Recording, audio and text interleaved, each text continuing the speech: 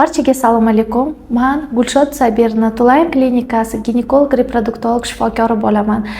Obunachilarimizdan kelgan savolga, quyidagi savollarga javob beraman.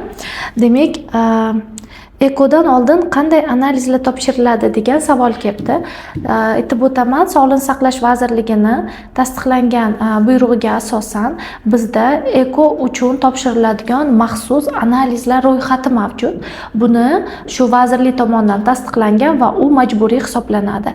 Demak, juftligimiz u yoki bu sababga ko'ra bepushtlik bilan murojaat qilib keldi. Biz eko programmaga ko'rsatma ko'rdik va ularni tayyorlashni boshladik deylik va biz shunda ekodan avvalgi bazaviy check-up analizlari, demak sog'liklarini chuqur tekshiruvdan o'tkazib va qayerdadir yetishmovchilik yoki ortiqchalik bo'lsa uni to'g'rilab bo'lganimizdan so'ng eko analizlarni juftlikka beramiz va ular topshirishadi.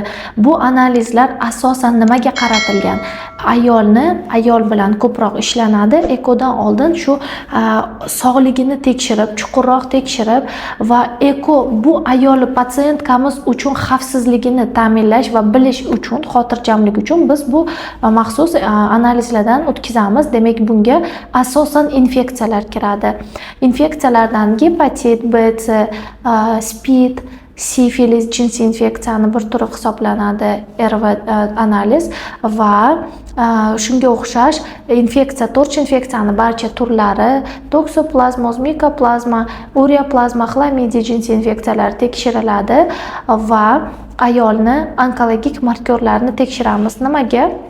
Chunki eko programmasida maxsus dorilar ishlatganimizdan so'ng ayolimizda hech qayerda onkologik proses boshlanmaganmi, moyilligi yo'qmi, shuni xotirjam bo'lib tekshirib va keyin eko programmasiga olamiz.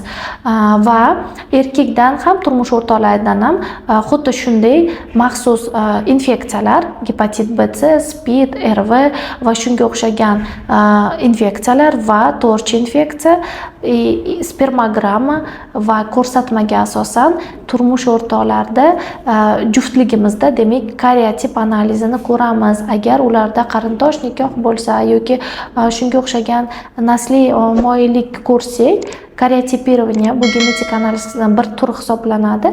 Ularni xromosoma naborini tekshirib va shundan so'ng eko protokolga olamiz. Bu avvalambor juftligimizni xavfsizligi va sog'ligi uchun. Agar u yoki bu infeksiya juftligimizda aniqlansa, biz demak programmani to'xtatamiz va eko protokolga olmaymiz. Shuning uchun avvalambor tekshiramiz, xavfsizlik ta'minlanadi va ishonch hosil qilganimizdan so'nggina juftlikni eko protokolga olamiz. Agar sizda shunga o'xshagan savollar bo'lsa, bizning Tulayn klinikamizning YouTube kanaliga obuna bo'ling va savollaringizni izohlarda qoldiring.